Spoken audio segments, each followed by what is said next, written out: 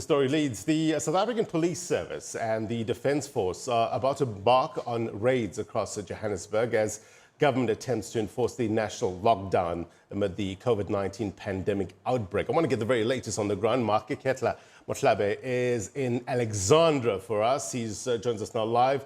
Hey, Maageketla, thank you very much indeed for joining us. What's the latest there?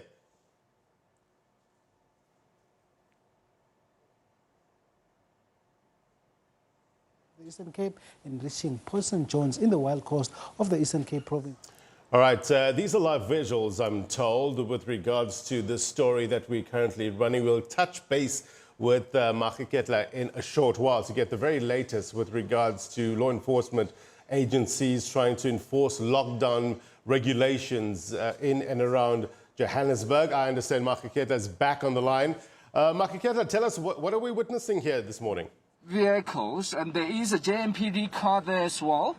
They are actually just driving around here to make sure that the residents here do comply with lockdown regulations.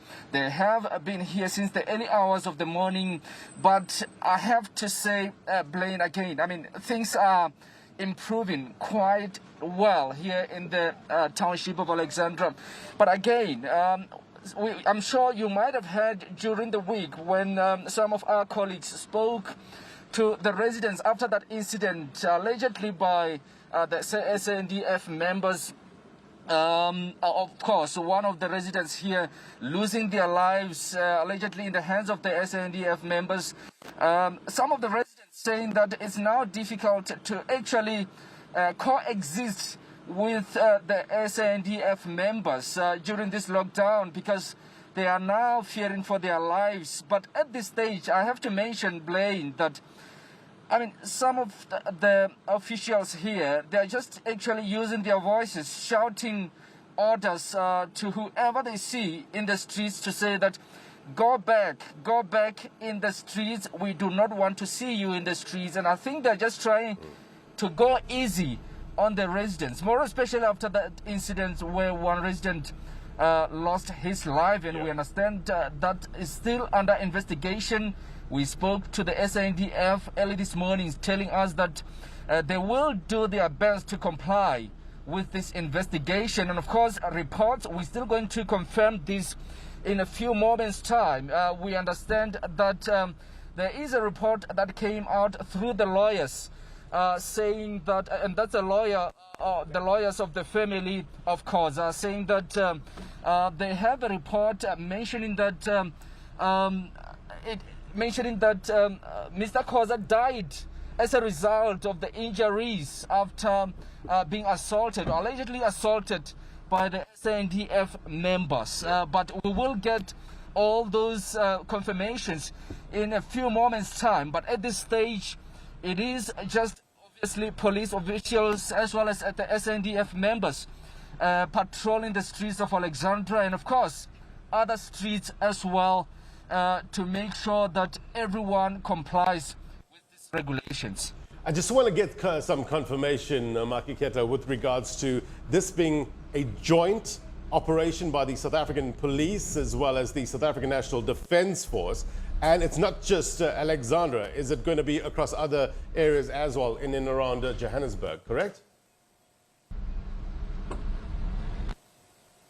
Yeah, I mean, that's the specific question that we asked the SANDF officials early this morning to say, I mean, are you only targeting Alexandra and there's just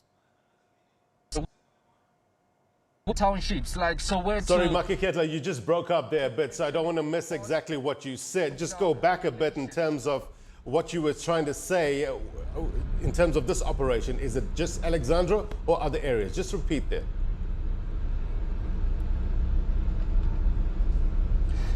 Yes, Blaine. Yeah, what we understand is that according to the SANDF officials, they are saying that they will be patrolling all other townships around Johannesburg. It's not only Alexandra that's been targeted, but again, Blaine, you know the conditions of Alexandra. Speaking to some of the residents in some of the stories that we've been covering recently, they are telling us about the difficulty of living in their houses. And again, when you look at how some of these houses or shacks have been built, I mean, they've been built on top of the...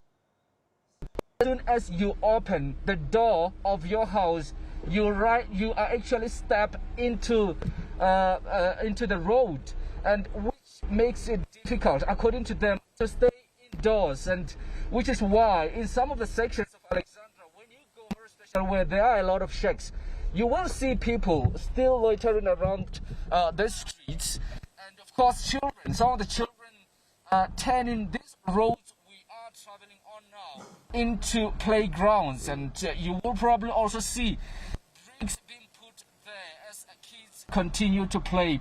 So, and which is why you probably see a lot of people in some of the sections of Alexandra where there are a lot of shacks, and which makes again it difficult for the officials to actually patrol these areas. Right. And again, I think it makes it again for these residents to be susceptible for some sort of scrutiny by the members here or the officials in terms of complying with the lockdown regulations. Yeah.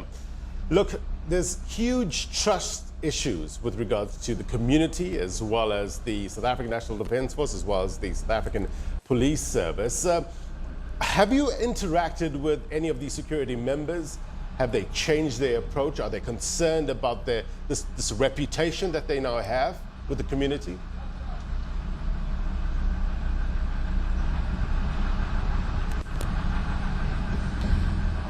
Blaine, I'm sorry, you are cutting. Please just repeat that question. All right, you know what? This is a very, very important story. I want to leave Maageketla for now. We'll fix up this line. We'll come back to him in a short while. I think it's important to get as much clarification as well as information about this story with regards to these patrols, the South African National Defence Force, as well as the SABC patrolling the area and trying to enforce the regulations. So we'll come back to that story in a short while, get you the very latest with regards to that.